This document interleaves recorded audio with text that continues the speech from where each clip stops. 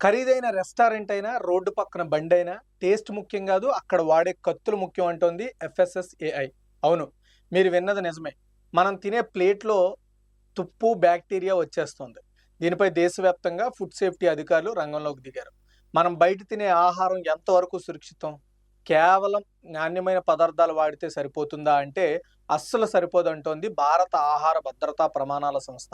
మనం తినే ఆహారాన్ని కట్ చేసే కత్తులు, బ్లేడ్లు ఆ విషయంలో ఇప్పుడు ఎఫ్ఎస్ఎస్ఏ అత్యంత కీలకమైన ఆదేశాలు జారీ చేసింది. నిర్లక్ష్యం వహిస్తే కఠిన చర్యలు తప్పవని హెచ్చరించింది. దేశవ్యాప్తంగా ఉన్న ఫుడ్ బిజినెస్ ఆపరేటర్లు అంటే హోటళ్లు, రెస్టారెంట్లు, ఫుడ్ ప్రాసెసింగ్ యూనిట్లు, బేకరీలు, ఆఖరికి రోడ్డు పక్కనుండే ఫుడ్ స్టాల్స్ కూడా ఆహార తయారీ, స్లైసింగ్, ప్యాకేజింగ్ కార్యకలాపాల్లో కేవలం ఫుడ్ గ్రేడ్ మరియు రస్ట్ రెసిస్టెంట్ కత్తులు, బ్లేడ్లు, ఇతర సేఫ్ కటింగ్ పరికరాలు మాత్రమే ఉపయోగించాలని ఎఫ్ఎస్ఎస్ఏఐ స్పష్టం చేసింది.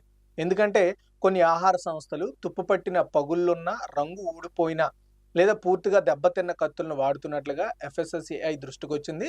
ఇలాంటి పాడైపోయిన పరికరాల వల్ల ఆహారంలో భౌతిక, రసాయన మరియు సూక్ష్మజీవుల కాలుష్యం ఏర్పడే ప్రమాదం ఉందని అధికారులు హెచ్చరిస్తున్నారు.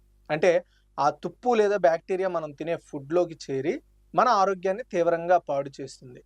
ఆహార భద్రతా నిబంధనల ప్రకారం వ్యాపారులు ఖచ్చితంగా పాటించాల్సిన రూల్స్ ఏంటంటే, ఫుడ్ తయారీలో వాడే కత్తులు, బ్లేడ్లు విషపూరితం కానీ, తుప్పు పట్టని నాణ్యమైన మెటీరియల్తో మాత్రమే తయారై ఉండాలి.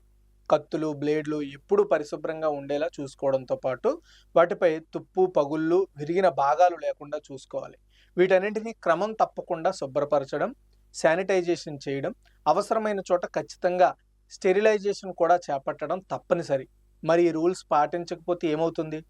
ఫుడ్ సేఫ్టీ అండ్ స్టాండర్డ్స్ చట్టం 2006 ప్రకారం నిబంధనలు ఉల్లంఘించే వ్యాపారులపై కఠినమైన చట్టపరమైన చర్యలు తీసుకుంటామని ఎఫ్ఎస్ఎస్ఏఐ స్పష్టం చేసింది.